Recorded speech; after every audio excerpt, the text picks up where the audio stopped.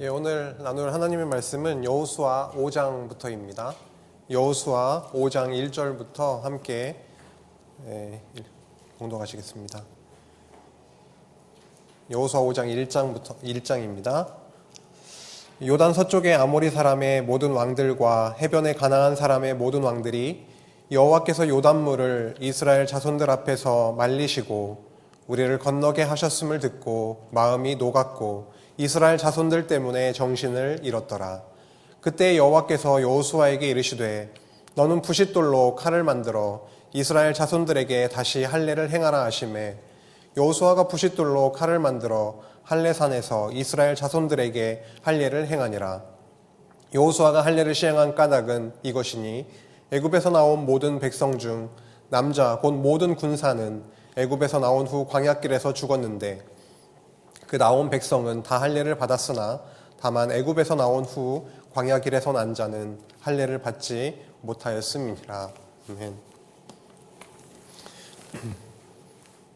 성도님도 우리는 여호수아서 말씀을 함께 읽어나가고 있습니다. 그런데 표면적으로 여호수아 본문을 읽어나가다 보면은 이스라엘 자손의 가나안 정복 전쟁기에 지나지 않습니다. 그러나 하나님께서 나라를 언약하시고 성취해 나가시는 그런 관점을 가지고 그 흐름을 따라서 읽어 나가다 보면은 여호수아서가 새롭게 읽히는 것을 느끼게 됩니다. 단순한 전쟁 역사가 아니라 언약하신 하나님의 나라를 세우실 그 땅을 정복해 주시는 역사이며 이 과정을 통해서 하나님이 정말 살아계신 여호와시구나라고 하는 것을 저희가 확증받게 됩니다. 더 나아가 역사의 면면을 통해서 하나님의 영광의 속성을 저희가 바라보게 됩니다. 그리고 놀라운 사실이 있습니다. 모든 성경을 통해서도 그렇지만 여호수아서를 읽으면서 실체적인 하나님 나라를 이루실 그리스도를 저희가 바라보게 되는 그 은혜를 누리게 된다라는 사실입니다. 그리고 여호수아서를 저희가 읽어 나가면서 놓치지 말아야 될 그 포인트가 있는데요. 그것은 이스라엘 백성이 불순종하고 범죄를 하고 있다라고 하는 것입니다. 그리고 동시에 강조되는 것이 있습니다. 범죄와 불순종, 동시에 강조되고 있는 것이 율법, 시내산 언약이라는 것이죠. 나중에 가나안 땅을 정복하게 되죠. 그리고 훗날에 다윗 왕국이 세워지게 됩니다. 이러한 복은 그들이 누릴 수 없는 복이었죠. 왜냐하면은 그들은 죄인이었기 때문에 여호와 하나님 앞에 범죄하는 그는 자들이었기 때문에 그들이 누릴 수 없는 복이었죠. 그런데 어떻게 그들이 이러한 큰 복을 누리게 되었을까요? 그 나라를 세울 땅을 정복해 되고 더 나아가서 왕이 세워지고 다윗 왕국이 세워져서 그 나라에서 안식을 누리게 되는 그 복을 어떻게 누릴 수 있게 되었을까요? 그 복 누림은 다름 아닌 시내산 언약의 성취였다라는 사실입니다. 자비롭고 은혜롭고 노하기를 더디하고 인자와 긍휼이 진실이 많으신 여호와 하나님께서 베풀어 주신 그 은총의 결과였다라는 것입니다. 이런 요점들이 오늘 함께 나누게 된 여호수아 5장에서 8장까지 아주 풍성하게 나타나고 있습니다. 여리고성 정복과 아이성 정복의 말씀을 통해서 그렇습니다. 지난 시간에도 한번 저희가 쭉 살펴본 바 있는데요. 여호수아서의 전체적인 흐름을 좀 기억을 하고 계십니까? 크게 네 부분으로 되어 있습니다. 가장 앞부분에는 가나안 땅으로 어떻게 되죠? 진입해 들어가는 내용이 나오고 있고요. 들어가서 실질적인 전쟁을 하게 돼서 정복하는 내용이 나오고 있습니다. 진입은 1장에서 4장까지고 정복하는 내용은 5장부터 12장까지고 그리고 정복한 땅을 그 다음에 분배를 하게 되죠. 그게 13장부터 21장까지 나오고 있습니다. 그 다음에 분배 후에 백성들에게 교훈하는 내용이 이어지고 있죠. 22장에서 24장입니다.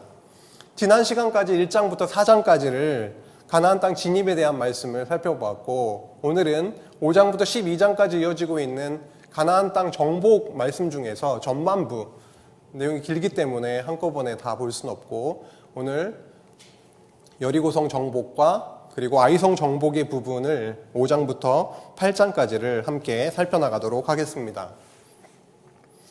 우선 가나안 땅 정복은요, 철저하게 여호와 하나님의 맹세, 1장에 나오고 있죠. 여호와 하나님의 맹세, 그 언약 성취의 과정이라고 하는 것을 염두에 두어야 합니다. 여호수아 1장 6절 한번 앞으로 가서 찾아보실까요? 여호수아 1장 6절입니다. 다 함께 한번 읽어봤으면 좋겠는데요. 찾으셨죠? 읽겠습니다. 강하고 담대하라. 너는 내가 그들의 조상에게 맹세하여 그들에게 주리라 한 땅을 이 백성에게 차지하게 하리라. 이렇게 말씀하신 여호와께서 진짜로 가나안 땅을 정복해 차지하게 해 나가십니다.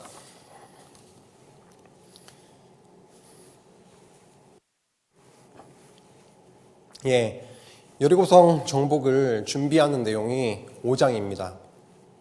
5장에 여리고성 정복을 준비하라고 하시는데요. 5장 1절 말씀이 굉장히 좀 저희들의 눈을 잡아 끌고 있습니다. 어떠한 내용이 나오고 있죠? 아모리 족속의 모든 왕들, 그렇죠? 아모리 사람들의 모든 왕들, 그리고 가나안 사람의 모든 왕들이 요단물을 이스라엘 자손들 앞에서 말리시고 우리를 건너게 하셨음을 듣고서 마음이 녹았다라고 합니다. 그리고 이스라엘 자손들 때문에 정신을 잃었다라고 말씀하고 있습니다. 좀 겁에 질려 있는 것이죠. 그들이 뚫고 들어오면서 그들의 앞날도 걱정이 되고 있는 것입니다. 그런데 여호와께서 전쟁을 앞두고 명령하시는 게 있는데요. 그게 바로 다름 아닌 할례였다라는 것이죠. 2절에 나오고 있죠. 왜 그들이 할례를 받을 수밖에 없었는지는 앞서 저희가 함께 읽은 내용이죠. 그들은 광야길에서 할례를 받을 수가 없었죠. 그래서 할례를 받게 하시는 건데, 할례를 받게 하시는 것이 왜 이렇게 중요하길래 가나안 땅 정복 전쟁을 앞두고 나서 할례를 행하게 하실까라고 하는 질문을 먼저 한번 던져볼까요? 할례는 왜 중요합니까? 할례는 어디에서 나오고 있었죠? 아브라함과 관련돼서 나왔었죠. 17장에서 창세기 17장에 나오고 있습니다. 아브라함에게 자손 땅 통치의 언약을 다시금 확인시켜 주시고 그 다음에 언약의 징표로 할례를 명하셨죠. 이 시점에서 가나안 땅을 정복해 들어가는 이 시점에서 할례를 명하시는 것은 어떠한 의미일까요? 동일한 의미겠죠. 너희는 언약의 백성이다. 내가 세운 그 언약을 이루어 주겠다. 너희는 그냥 일반 백성이 아니라 이방 백성들과 구별된 여호와 하나님의 언약 백성이다.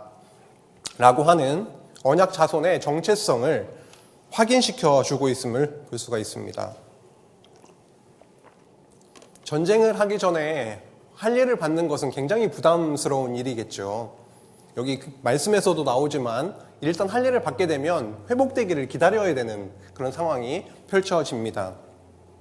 이런 것으로 보아 여호와 하나님은요, 너희는 언약 백성이다.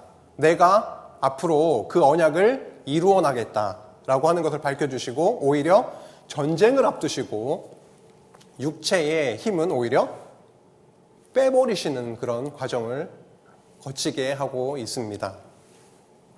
그리고 중요한 것은요, 언약대로 성취해 가실 여호와 하나님만을 그렇게 바라보게 하시는 그런 할례 사건은 그 할례를 행하심으로 이렇게 표현하고 있습니다. 8절에 나오고 있죠. 그 모든 백성에게 할례 행하기를 마침에 백성이 진중 각 처소에 머물며 낫기를 기다릴 때에 여호와께서 여호수아에게 이르시되 내가 오늘 애굽의 수치를 너희에게서 떠나가게 하였다 하셨으므로 그곳 이름을 오늘까지 길갈이라 하느니라. 너희는 언약 자손이다 라고 하는 것을 그렇게 밝혀주시면서 지금까지 너희가 애굽을 섬겼었잖아요. 애굽의 종으로 그렇게 살아가다가 40년 광야 생활을 마치고 이제 언약대로 가나안 땅으로 들어오게 된 이런 시점에서 너희의 수치를 할례 사건을 통해서 다시 한번 여호와 하나님의 언약을 기억하게 하시고 수치를 어떻게 했다고요? 수치를 떠나가게 하셨다라고 하면서 그 지역을 그 의미를 담아서 길갈이라고 명명하게 됩니다. 길갈의 그 어원이 갈갈인데 이렇게 굴러간다라는 의미입니다. 그래서 길갈이라고 하는데 수치를 굴러가서 떠나가게 했다라고 하는 것이죠. 할례를 이렇게 받게 한 다음에 그 다음에 그날 그 14일, 그달 14일 저녁에 유월절을 지키라고 하십니다. 40년 광야 생활이 어떤 절기를 거치고 나서 시작하게 되냐면 유월절이었죠. 그렇죠. 유월절을 통해서 그들을 보호하시고 그 장자의 죽음의 재앙으로부터 그들을 건져내서 결국은 광야 생활을 시작하게 하셨습니다. 그게 유월절이었죠. 광야 생활 역시도 그랬고, 그리고 앞으로 가나안 땅에서의 생활도 이 유월절을 통해서 시작을 하게 하십니다. 어린 양의 핏부림, 여호와 하나님의 보호하심, 구원을 전제로 해서 광야 생활도 시작을 할 수가 있었고, 앞으로 이어질 가나안 땅에서의 생활도 유월절 그 절기를 지키게 하심으로 내가 너희들과 함께해서 구원했고 가나안 땅에 도달하게 하셨던 것처럼 앞으로 이어질 가나안 땅 정복 전쟁 이후에 나의 언약 성취도 분명히 이루어주겠다라고 하는 여호와 하나님을 기억하게 하시는 그런 유월절 절기를 지키게 하십니다. 11절을 한번 보실까요? 유월절 이튿날에 유월절을 지켰습니다. 근데 11절에 보니까 유월절 이튿날에 그 땅의 소산물을 먹되 그날의 무교병과 볶은 곡식을 먹었더라 라고 합니다. 12절에 보니까요. 또 그 땅의 소산물을 먹은 다음 날에 무슨 일이 일어났는데요. 만나가 그쳤다고 합니다. 하늘로부터 매일 주셨던 그 만나가 그쳐버렸답니다. 큰일 난 거 아닙니까? 뭘 먹고 살까요?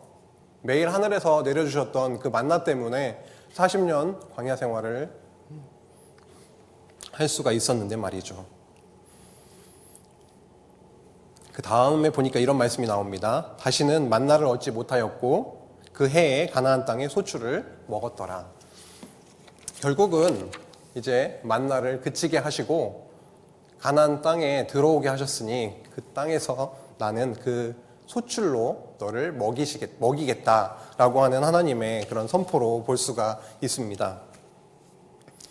근데 앞에서 할례를 명하셨잖아요. 근데 아무나 유월절 음식을 먹을 수가 없거든요. 할례를 통해서 당신의 백성을 거룩하게 구별하시고 그리고 나서 유월절 음식을 그렇게 먹게 하신 것도 볼 수가 있습니다. 유월절 절기가 끝나고 나서 이제는 무슨 일이 남았습니까? 전쟁을 시작할 일이 남았죠. 그런데 여리고성을 향해서 가고 있는데요. 특별한 만남이 이루어집니다. 13절 이후부터 나오고 있는데요.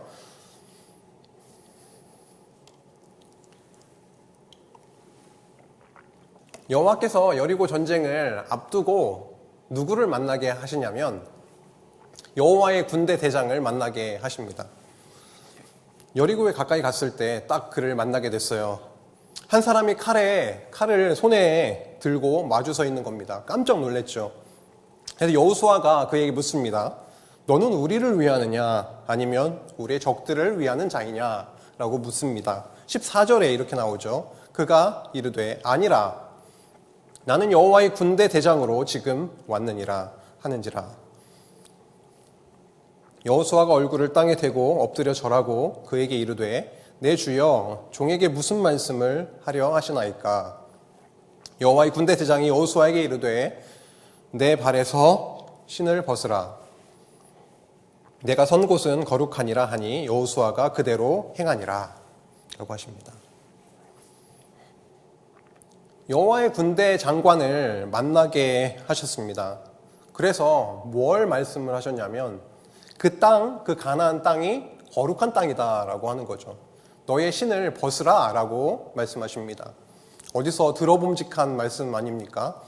모세가 불붙은 가시떨기에서 여호와 하나님을 만나게 되었을 때 그 땅이 거룩한 땅이니 너의 신을 벗으라 라고 했던 말씀이 있습니다. 가나안 땅이 왜 거룩한 땅일까요? 여호와 하나님께서 당신의 언약하신 그 나라를 세우시기 위해서 선택하신 땅, 그리고 당신의 백성에게 주리라 라고 언약하신 그 땅이기 때문에, 그리고 그들과 함께 거하시는 여호와께서 거기에 함께 하시는 땅이기 때문에 그 땅은 거룩한 땅이었습니다. 여호와께서 가나안 정복 전쟁을 앞두고, 그리고 여리고 정복 전쟁을 앞두고 군대 대장을 보내신 그 의미는 무엇일까요? 할례를 행함으로 전투력 상실을 시키셨던 그 여호와 하나님께서 이제는 당신의 군대 대장을 보내셔서 그 전쟁을 너의 힘으로가 아니라 내가 싸워주겠다, 내가 가나안 정복을 시켜주겠다라고 선포하시는 그런 말씀이었던 것입니다. 5장을 살펴봤는데요. 5장의 핵심을 그러면 그 단어로 한번 정리를 해볼까요? 먼저 뭘 명하셨죠? 할례를 명하셨습니다. 그 다음에 뭘 지키게 하셨죠? 유월절을 지키게 하셨습니다. 그리고 나서 누구를 만나게 하는 거죠? 여호와의 군대 대장을 만나게 하십니다. 할례라고 하는 것은 너희들은 언약 백성이다, 내가 그 언약을 이루어 가겠다. 그런데 유월절을 통해서 그 모든 것은 과거에도 그랬고 앞으로 이루어 갈 그 언약의 성취, 땅을 정복하는 그 일은 너희들의 힘으로가 아니라 내가 너희와 함께해서 애굽에서 구원해줬던 것처럼 앞으로의 과정에서 내가 너희와 함께 하겠다, 나 핏부림으로 너희들을 보호하고 이루어 주겠다라고 하는 그 여호와 하나님을 기억하게 하는 그런 절기를 갖춘 다음에 결국은 그 전쟁이 너희가 아닌 내가 그 전쟁을 싸워나가겠다라고 하는 그 내용이 바로 5장 내용이라고 할 수가 있겠습니다. 6장으로 그러면 넘어가면 6장에서는 여리고성을 이제는 여긴 정복 전쟁을 준비했다라고 본다면 준비 과정이고요. 6장은 여리고성을 실제로 파멸시키시는 그런 내용으로 이어지고 있습니다. 이제 드디어 여리고성 전쟁이 시작되는 것이죠. 그런데 아주 특별한 전쟁을 하게 됩니다. 전쟁 같지도 않은 전쟁을 하게 돼요. 그러나 놀랍게도 확실한 승리를 안겨주시게 되는 거죠. 누가 싸우니까요? 여호와의 군대 대장이 이끌고 싸우게 되니까요. 인간의 눈으로 보기에는 전쟁 같지도 않은 전쟁, 저렇게 해서 전쟁이 되겠어? 뭐야 저게? 라고 그렇게 바라볼 수 있는 그런 전쟁의 모습이거든요. 너무 잘 알고 계신 말씀이긴 합니다. 우선 1절에 보니까요, 여호수아 1장에서도 이 땅을 주었노니 이렇게 말씀하셨던 거 기억나시죠? 여리고성을 정복하기 전에 1절, 6장 1절에서도 비슷한 말씀이 나오고 있습니다. 6장 1절을 지나서 출입하는 자가 없었답니다. 이스라엘 자손들로 말미암아 너무도 두려웠기 때문에 성을 나갔다가 들어왔다가 이런 게 전혀 없는 겁니다. 성문을 꽉 닫아놓고 이제 안에 우거하고 있는 것이죠. 근데 2절에 보니까요, 여호와께서 여호수아에게 이르시되 보라, 내가 여리고와 그 왕과 용사들을 내 손에 넘겨 주었노니라고 합니다. 근데 전쟁 방법이 되게 색다른 거예요. 상식적으로 잘 이해가 되지 않는 그런 방법이었습니다. 어떤 방법이었죠? 막 뱅뱅 도는 거 있잖아요. 그런데 뭘 중심으로 돌았냐면 여호와의 언약궤를 중심으로 해서 돌았습니다. 앞에 제사장들이 7양강나팔을 7명의 제사장이 7양강나팔을 불면서 그리고 군인들도 함께 돌긴 돌았는데요. 중심에 언약궤가 있었죠. 여호와의 군대 대장이 함께하는 전쟁입니다. 여호와께서 함께 해주시는 그런 전쟁입니다. 6일 동안은 하루에 한 바퀴씩 돌고 7째 날에는 7바퀴를 돌게 하신 거죠. 되게 신기합니다. 7 제사장이 7 양강나팔을 불면서 7째 날에는 7바퀴를 돌게 하신 후에 그 나팔 소리가 울려 퍼질 때에 소리를 지르게 하셔서 그 땅을, 그 여리고성을 완전히 무너져 내리게 했던 그런 전쟁이었습니다. 가만히 생각해봐도 그렇게 해서 무너지겠어? 라고 하는 생각밖에 들지 않죠. 여호와 하나님의 전쟁이었습니다. 여호와께서 당신의 능력으로 너희들이 한 것이 없지만 나의 능력으로 여리고성을 정복해 주셨음을 알려주시는 그런 말씀인 거죠. 이렇게 여리고성 전쟁은 아주 특별한 전쟁, 여호와께서 함께 싸우시는 그런 특별한 전쟁이었던 것입니다.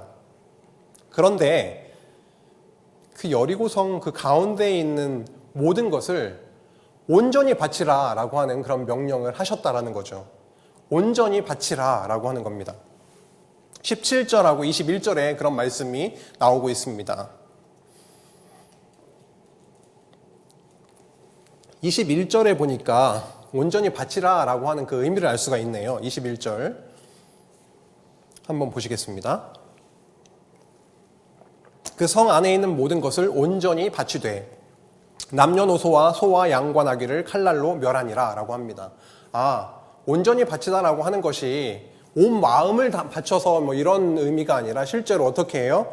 남녀노소, 그 사람들, 모든 그 여리고 사람들, 그리고 소, 양, 나귀, 그들이 키우고 있었던 모든 가축들까지도 칼날로 완전히 진멸해버리는 것을 온전히 바치라 라고 하는 그런 의미로 저희가 읽을 수가 있습니다. 이렇게 여리고성 사람들과 가축들을 완전히 칼로 진멸해서 여호와께 온전히 바쳤습니다. 그런데 누구는 구원을 받았죠? 기생 라합은 구원을 받았습니다. 여기서 온전히 바치다 라고 하는 것이 히브리어로 헤렘인데요. 헤렘이라고 합니다. 여호와께 진멸해서 바쳐진 것, 그것을 헤렘이라고 하는 단어를 쓰고 있습니다. 그런데 이 헤렘이라고 하는 것이 무슨 의미일까요? 여호와께서는 이방 민족들과 함께 하라고 하셨습니까? 아니요. 이방 민족들과 절대로 언약을 맺지 말라고 하시는데요. 그리고 가나안 정복 전쟁에 앞서서 땅을 정복하는 과정에서 이방 민족들을 어떻게 하라고 이미 말씀을 하셨었냐면 신명기에서도 그렇고요. 모세 언약 부분에서 진멸하라 라고 말씀을 하셨습니다. 왜요? 그들과 함께하게 되면 그들이 섬기는 이방신을 그들도 섬기게 되기 때문이죠. 그래서 이방신을 섬기고 있는 이방 민족을 진멸함으로써 당신의 언약 백성을 구별하시는 거룩한 백성 삼아가시는 그런 과정이 바로 헤렘 전쟁이라고 하는 것입니다. 완전히 진멸하시는 거죠. 이 헤렘이라고 하는 것은요, 완전히 진멸당함으로 거룩한 백성 삼으시는 이러한 것은 장차 예수 그리스도를 통해서 이루어집니다. 예수님께서 언약 백성들의 모든 그 죄악, 이방신을 섬기는 이방 나라 백성들을 진멸하셨던 것처럼 당신의 백성들의 그런 모든 죄악을 예수 그리스도께서 다 짊어지시고 십자가상에 어떻게 되시는 거죠? 완전히 진멸당하시는 겁니다. 예수 그리스도의 헤렘당하심, 예수 그리스도의 진멸당하심으로 택하신 백성을 의롭게 하심으로 이 진멸해서 바치라 라고 했던 그 말씀이 실제로 이루어졌습니다. 우리는 그리스도의 그런 헤렘의 은혜 속에서 하루하루를 살고 있는 것이죠. 그리스도께서 진멸당하시지 않으셨다면 우리는 평화를, 우리는 안식을 누릴 수가 없을 것입니다. 27절에 보니까 이런 말씀이 나오네요. 여호수아가 굉장히 능력이 많아서 이 전쟁에서 이렇게 승리를 하고 있습니까? 전혀 그렇게 보이지 않습니다. 27절에 이렇게 말씀하십니다. 뭐라고 나와 있죠? 여호와께서 여호수아와 함께 하시니 여호수아의 소문이 그 온 땅에 퍼지니라. 인간 여호수아의 능력으로서가 아니었습니다. 임마누엘이었습니다. 하나님께서 우리와 함께 하시니까, 여호수아와 함께 하시니까 승리가 있었고요. 그리고 여호수아의 소문이 널리 퍼져 나갔던 것이죠. 이렇게 8장 내용이 흘러가고 있었는데요.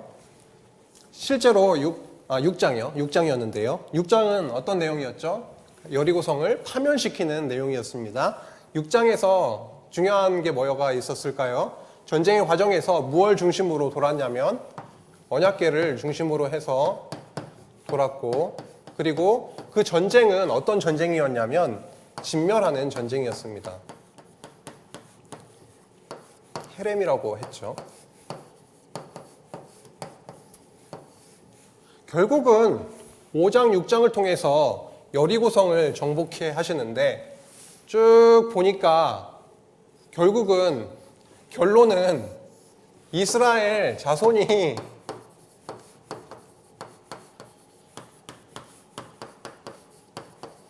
한 일이 있나요? 스스로 한 일이 뭐가 있을까요? 없습니다.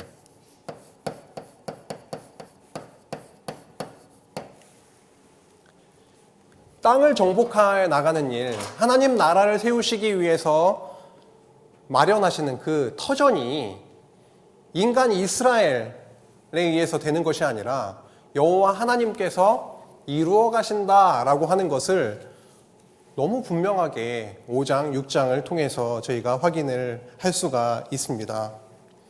이제 7장부터는요, 아이성 정복과 관련된 내용입니다. 여호와의 언약을 잊고 범죄 가운데에서 인간의 세속적 판단이 가져오는 참혹한 현실을 보여주고 있습니다. 7장, 8장이 아이성 정복인데요. 7장은요, 두 번 이렇게 도전을 하게 돼요. 7장은 첫 번째 도전에서 패배하는 내용이고요. 8장은 두 번째 도전에서 승리하는 내용입니다. 여리고성에 비해서 아이성은 사이즈가 작았다라고 이제 저희가 이렇게 알 수가 있습니다. 본문상에서도 알 수가 있죠. 그런데 여리고성도 물리쳤으니까 아이성 정도야 우리가 접수할 수 있겠다 이렇게 생각을 한 것 같아요. 그런데 첫 번째 도전에서 이제 패배를 하게 된 거죠. 여호와께서는 왜 정복 전쟁에 있어서 승리의 승리를 연달아 계속 승리를 하게 하시지 않으시고 왜 패배의 과정을 이렇게 두시는 걸까요? 저희가 딱 생각했을 때 여긴 지워버리면 좋지 않았을까요? 이렇게 아이성 정복에서의 패배의 내용을, 범죄의 내용을 지워버리고 여호와 하나님께서 능력으로 땅을 정복해 하셨다 이렇게 하셔도 될 텐데 7장, 8장을 통해서 그렇지 않은 겁니다. 아간의 범죄 내용을 거기에 굉장히 중요하게 다루고 있습니다. 7장은 아간의 범죄 내용으로 시작을 하고 있습니다. 어떤 범죄였냐면요, 여호와께서 여리고성을 정복할 때 완전히 온전히 바치라라고 했잖아요. 그렇죠? 진멸함으로 여호와께 온전히 바치라라고 했는데 그 아간은요 그러지 않았습니다. 여호와께 온전히 바쳐진 그 바친 물건의 일부를 손을 댔어요. 나의 탐욕을 채우고 싶었습니다. 그래서 좋은 물건을 자기를 위해서 그렇게 도적질을 했습니다. 이 아간의 범죄에 대해서 7장 1절에 보니까 여호와께서 진노하셨다라고 표현하고 있습니다. 이 사건은 앞으로 이어지는 아이성 정복 전쟁에 지대한 영향을 주게 되는데요. 여호수아는 먼저 정탐꾼을 보내게 됩니다. 아이성에 정탐꾼을 보내게 되죠. 정탐꾼들이 와서 정탐을 하고 와서 보고를 합니다. 가서 보니까 아이성은 그렇게 크지 않더이다. 전부 다 올라가지 않아도 되겠습니다. 2,000명이나 한 3,000명 정도만 가도 충분히 우리가 승리할 수 있을 것 같습니다. 그래서 실제로 3,000명이 올라갔거든요. 그런데 패하고 도망했습니다. 백성들의 마음이 녹아내렸습니다. 5절에 그렇게 나오고 있죠. 이렇게 아이성의 첫 번째 도전은요, 실패로, 전쟁에서의 패배로 이어지게 됐습니다. 이러한 범죄와 패배, 이 과정을 여호와 하나님께서는 왜 두시는 걸까요? 저희 삶 속에서도 이러한 게 있지 않습니까? 이러한 질문은 계속 저희들 하루하루를 살면서 계속 던져지는 내용 아닌가요? 평탄한 삶이 이어지면 좋겠는데 왜 나에게, 저에게 이런 고난의 상황을 주십니까? 물질의 풍족함, 건강함, 직장에서의 승진 등등, 학생이라면 공부가 되겠고요. 여러 가지, 결혼을 앞두고 있는 청년들도 많이 있을 테고요. 여러 가지 나에게는 왜 잘 풀리지 않는 일들이 곳곳에 산적해 있고 이렇게 고통의 시간을 저에게 주십니까? 라고 질문을 계속 하고 있을 겁니다. 이런 질문 안 하면서 사는 분 계시면 정말 대단하시죠. 없을 것 같습니다. 그런데 왜 그렇게 하시는지를 이 말씀을 쭉 읽어나가다 보니까 알 수가 있더라고요.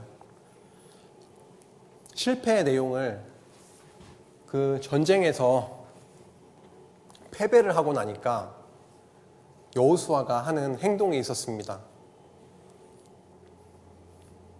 혹시 뭔지 아십니까? 6절에 나오고 있죠. 너무 고통스러운 거예요. 전쟁에서 패배를 하니까 너무 고통스러운 겁니다. 그래서 옷을 찢고요. 6절에 보니까 여호수아가 옷을 찢고 이스라엘 장로들과 함께 여호와의 궤 옆에서, 궤 앞에서 땅에 엎드려 머리에 티끌을 뒤집어 쓰고, 이게 다 너무 고통스럽다라는 표현이거든요.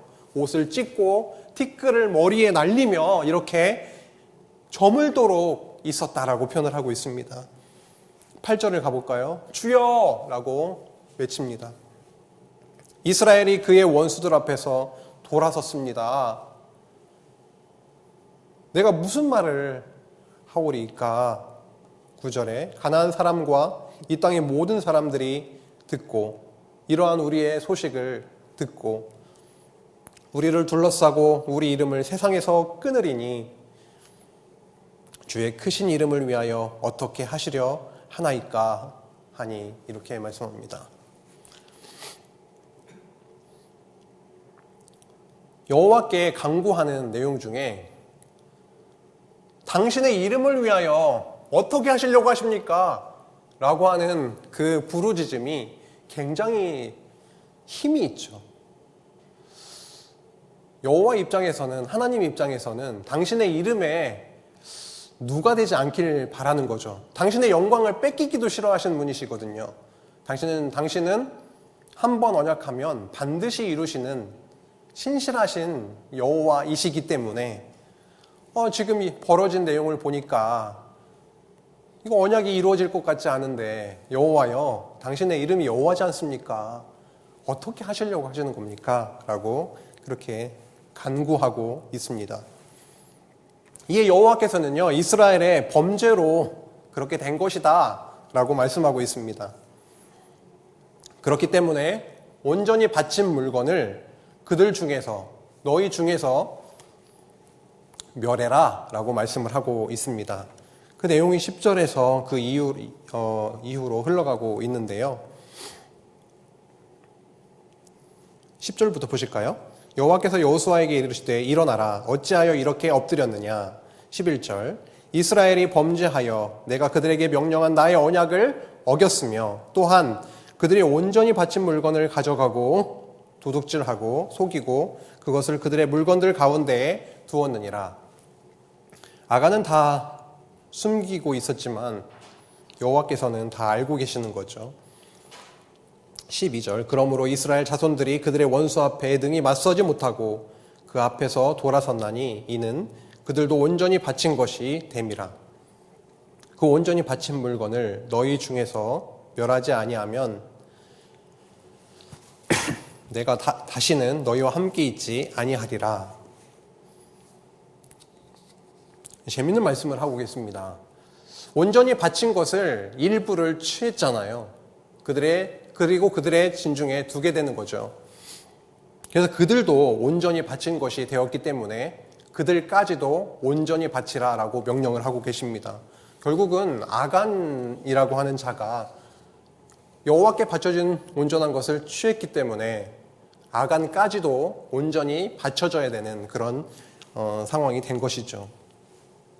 여호와께서 내일 이제 아이성과의 전쟁을 하게 되기 때문에 그들에게 명하신 게 있는데요. 성교를 명하셨습니다. 성교를 명하시고 그리고 너희들 가운데에 진멸해야 될 것이 있다고 하신 거죠. 결국은 유다지파 출신이었던 그 아간이 뽑히게 되었고요. 그를 돌로 치고 물건들도 완전히 불사르고 그 돌무더기로 쌓아버리는 그런 말씀이 25절에서 26절까지 있습니다. 결국은 여호와께 온전히 바쳐진 그 물건을 가져간 그 아간은 멸절당하고 말았습니다. 진멸당하고 말았다는 거죠. 저희가 일반적으로 생각할 때 그 정복 전쟁에서 진멸당해야 될 대상이 쉽게 생각하면 이방 대적이라고만 생각하기가 쉽습니다. 그런데 이 말씀을 통해서 알 수 있는 바는 그것만이 아니다라고 하는 것이죠. 이스라엘 내에 있었던 그 탐욕의 죄악까지도 그렇게 진멸해 나가셔서 성결을 이루어 주시는 것을 볼 수가 있습니다. 이렇게 첫 번째 그 도전, 7장의 첫 번째 도전은 아간이 범죄하는 내용이 먼저 나오고 있죠. 아간의 범죄가 나오고 있었고요. 그 다음에 이로 인해서 전쟁에서 어떻게 됐냐면 패배하게 됩니다. 그리고 뭘로 이어지죠? 여호수아의 간구로 이어지고 있습니다. 8장으로 넘어가도록 하겠습니다. 8장은 이제 두 번째 도전에서 승리하는 내용인데요. 참 8장, 오늘 5장, 6장도 중요하죠. 여호와께서 이 전쟁을 앞으로 치러 나가실 것이고 정복하게 할 거다. 7장, 8장 같은 경우에는 아까 처음에 이거 없어도 되지 않을까요? 이렇게 말씀을 드렸죠. 그런데 8장까지를 읽게 되면은요, 이 말씀이야말로 너무 중요한 말씀이구나 라고 하는 것을 저희가 알게 됩니다. 똑같아요. 여리고성 정복도 결국은 여리고성도 승리해서 정복해 하십니다. 아이성도 승리해서 정복해 하세요. 그런데 똑같은 정복이라고 해서 같은 정복이 아닙니다. 아래는 범죄와 패배와 간구의 과정을 통해서 결국은 정복하게 하시는데요. 8장 내용까지를 조금 더 보고 정리를 하겠습니다. 8장을 한번 보실까요?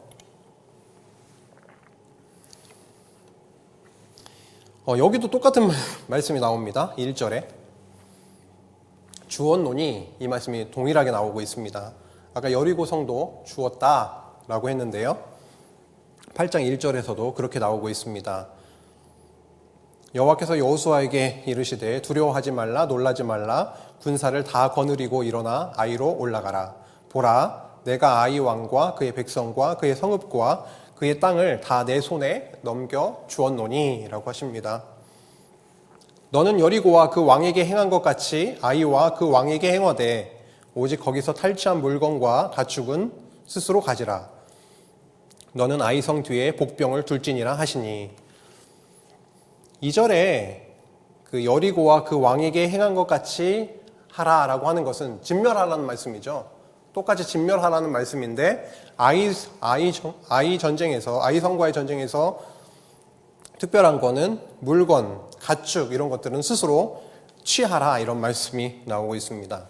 어떻게 전쟁할 것까지도 말씀하시네요. 매복 전쟁입니다. 근데 그 작전은 굉장히 성공적이었습니다. 첫 번째 전쟁에서 승리했던 그 아이성 백성들이었지만요. 여호와께서 매복과 그 유인 작전을 표기하셨는데 그 작전에 휘말려서 17절에 보니까 성문을 열어놓고 이스라엘을 추격하기에 이르게 됩니다. 결국 전쟁에서 참패를 하게 됩니다. 아이성이 이제 함락이 되게 된 것이죠.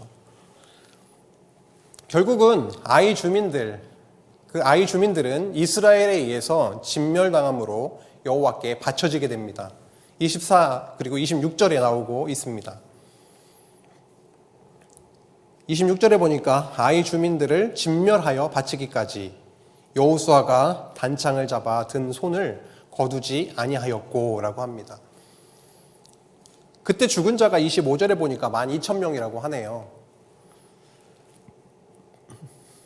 이렇게 이방 대적은 여호와께서 함께 하셔서 싸워주실 때에 진멸된다라는 사실을 발견하게 됩니다. 그런데 결국 여리고성 정복도 승리, 여리고성과의 전쟁도 승리, 아이성과의 전쟁도 결국 승리로 이어지지만 오늘 패배를 하고 나서 두 번째 도전을 하게 하셨고 여기에서 결국은 승리케 하신 거잖아요. 그런데 결과가 눈여겨볼 만합니다. 여리고성 정복을 한 다음에 나오지 않았던 그 내용이 범죄와 패배의 그런 과정을 통해서 결국 승리에 이르게 되었을 때에 그들에게 나오는 그러한 모습이 있는데요. 뭐냐면 제단을 쌓게 되는 겁니다. 에발산에 제단을 쌓고 율법에 따라 다듬지 않은 그런 새 돌로 제단을 만듭니다. 그리고 번제물도 드리고 화목제물도 드리게 되는 내용이 30절에서 31절까지 나오고 있었습니다. 아이성 전쟁은 범죄하고 패배하고 그 다음 성결을 통해서 승리로 이어졌습니다. 이렇게 그들은 이런 과정을, 범죄의 과정을 통과했을 때에 그 범죄로 인한 엄청난 고통, 그 전쟁의 패배라고 하는 그 쓴맛을 보고 나서 여호와 하나님이 함께 하심으로 그들이 승리하게 되었을 때에 그들에게는 다른 것이 아니라 제단을 쌓고 여호와께 제사 드리는 그러한 일이 일어나게 됐다라고 하는 것이죠. 에발산에다가 제단을 쌓았답니다. 그리심산에서는 축복이 선포되고 에발산에서는 저주가 선포되는 그런 산인데 저주가 선포되는 그 에발산에 제단을 쌓게 하시는 것도 참 특별합니다. 여호와께서 시내산 언약으로 물론 죄인임을 알게 하십니다. 동시에 그 죄인을 당신의 거룩한 백성으로 제사를 통해서 거룩한 백성 삼으시는 것도 저희가 익히 잘 알고 있습니다. 그러한 당신의 언약이 있지 않으면요, 그 저주 앞에 당해낼 수가 없습니다. 진멸당할 수밖에 없는 거죠. 그런데 이렇게 여호와 하나님께 나오게 하심으로 제사를 드리게 하시는 것을 볼 수가 있네요. 그리고 또 한 가지 주목할 부분이 있습니다. 범죄의 과정을 거치니까 제단을 쌓게 됐죠. 제단을 쌓고 제사를 지내는 것은 예배라고 할 수가 있겠는데요. 거기와 그것과 더불어서 특별한 내용이 또 나오고 있습니다. 31절을 한번 보실까요? 31절은 지금 봤고요. 그 32절 이후입니다. 여호수아는요, 그 율법을 돌에 기록을 하게 됩니다. 그리고 모든 자들 앞에서 그 율법책의 모든 말씀을 낭독했다라고 적고 있습니다. 돌에 기록했다라고 하는 게 32절에 나오고 있고요. 33절을 한번 보실까요? 33절, 온 이스라엘과 그 장로들과 관리들과 재판장들과 본토인뿐만 아니라 이방인까지 여호와의 언약궤를 맨 레위 사람 제사장들 앞에서 궤 좌우에 서서 절반은 그리심산의 산 앞에, 절반은 에발산 앞에 섰으니 이는 전에 여호와의 종 모세가 이스라엘 백성에게 축복하라고 명령하신 대로 함이라. 그 후에 여호수아가 율법책에 기록된 모든 것대로 축복과 저주하는 율법의 모든 말씀을 낭독하였으니 모세가 명령한 것은 여호수아가 이스라엘 온 회중과 여자들과 아이와 그들 중에 동행하는 거류민들 앞에서 낭독하지 아니한 말이 하나도 없었더라 라고 합니다. 여호와 하나님께 제단을 쌓고 제사하는 일과 더불어서 그들에게 생긴 어떤 변화라고 할까요? 그들에게 일어난 일은 뭐냐면 율법책을 기록하고 율법을 낭독해서 모든 백성들이 듣게 하는 그런 일이 벌어진 것이죠. 여호수아 1장에서 강조됐던 그 율법책, 그 모세의 율법에 순종하라. 그리하면 너희들의 앞날이 형통케 될 것이다. 순종하라. 그러면 형통케 될 것이다. 근데 저희는 그렇게 읽지 않는다라고 그랬죠. 앞에 이미 언약을 세우시고 그 땅을 너희들에게 주었다. 그러니 율법에 순종하고 그 순종함으로 너희들을 형통케 하겠다. 이렇게 읽히는데요. 결국은 여호수아 1장에서 나왔던 그 율법책에 대한 강조, 그리고 오늘 5장부터 살펴보게 되었는데요. 4장 마지막 절, 4장 24절에 하나님 여호와를 항상 경외하게 하려 함이라. 여호와 경외라고 하는 말씀이 나왔었다는 거죠. 결국 이게 5장부터 8장에 여리고성과 아이성의 정복 전쟁 말씀을 통해서 그대로 결론으로 그렇게 성취되고 있음도 볼 수가 있습니다. 승리의 일변도가 아니라요. 그 과정에서 범죄하고 패배하고 이러한 과정, 그리고 승리로 이어지는 이러한 과정을 통해서 결국은 여호와께 제사하는 일, 여호와를 경외하는 일로 그렇게 열매 맺고 있음을 저희가 확인할 수가 있습니다.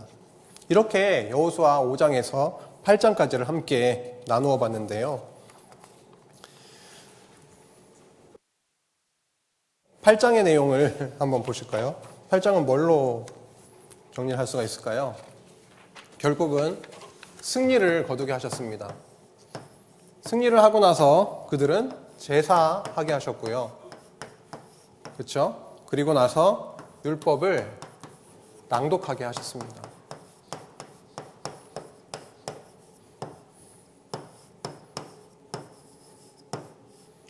복과 저주의 말씀이었죠.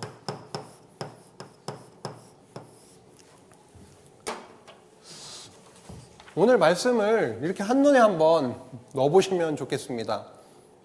결국 할례로부터 시작이 되어서 헤렘의 전쟁에 이르는 그 모든 과정을 여호와 하나님께서 여호와의 군대 대장을 보내서 내가 이루어주겠다라고 선포를 하신 내용이 여리고성 정복 전쟁 말씀이었고요. 그런데 그 정복 전쟁의 과정에서 아이성 정복의 과정에서 주셨던 범죄, 그래서 그 범죄로 인해서 그들은 패배할 수밖에 없었고 여호와 하나님께 당신의 그분의 이름을 붙잡고 간구하게 하셨습니다. 그리고 나서 주셨던 게 바로 승리의 사건이었고요. 그렇게 승리케 하셔서 그들로 하여금 어떻게 해요? 그분께 제사하게 제단을 쌓게 하시고 그 다음에 그분의 말씀, 모세 율법의 선포로까지 그렇게 이어지게 하셨다라는 것을 저희가 오늘 확인할 수가 있었습니다. 오늘 여리고성과 아이성 정복 전쟁은요, 언약하신 하나님의 나라를 이루어 가시는 과정으로 그렇게 이해가 됩니다. 두 전쟁 모두 언약대로 승리하게 하시는 그런 과정임은 너무도 분명하죠. 그런데 그 과정에서 두드러졌던 그 중요한 특징이 있었는데 그것이 바로 이스라엘 백성들의 범죄와 패배의 과정을 주셨다는 것입니다.